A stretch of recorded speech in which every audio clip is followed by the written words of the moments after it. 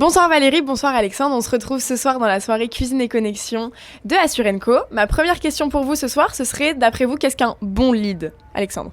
Qu'est-ce qu'un bon lead? Déjà, un bon lead, c'est un bon lead qui est qualifié. Donc, alors moi, j'ai une expertise dans le domaine, c'est créer des bons tunnels d'acquisition. Donc, un tunnel d'acquisition sur lequel on parle du produit, on parle des vrais bénéfices produits. Et donc, on accompagne effectivement ce lead tout au long de ce tunnel, avec les bonnes informations, les bons opt-in également, avec le nom de l'interlocuteur qui va rappeler ce lead, avec éventuellement les modalités, quand est-ce qu'il va être appelé, par quel conseiller, dans quel centre d'appel, etc. par exemple, ou est-ce que c'est par un agent. Et ensuite, c'est effectivement un lead, une fois qu'il est envoyé, qui est traité de manière efficace par le plateau de vente ou par l'agent. Valérie, est-ce que vous partagez l'avis d'Alexandre ou pas? Alors, je partage complètement l'avis d'Alexandre. Je compléterai avec le coût d'acquisition d'un lead.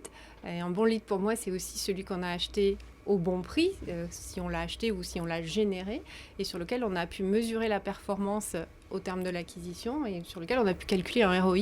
Et si un ROI est positif, alors c'est un bon lead. Voilà. Et j'aimerais bien que vous me donniez un exemple où ça marche pas entre achat du lead et conversion de ce lead. Alors là où ça peut ne pas marcher, c'est si comme dit Alexandre, les leads ont été... on n'a pas rappelé suffisamment le client ou le prospect suffisamment rapidement, parce qu'un bon lead est un lead chaud. Donc si on met 24 heures à le rappeler, c'est déjà fini. D'autres l'ont rappelé, donc forcément, ça ne va pas convertir. Ou s'il n'y a pas suffisamment d'intention effectivement dans le tunnel premier, si effectivement les garanties ne sont pas bonnes, ne reflètent pas les garanties du contrat final, si la tarification n'est pas bonne, etc. Il peut y avoir un delta effectivement entre ce qui a été indiqué en amont de la phase d'acquisition et ensuite ce qui va être délivré réellement au prospect.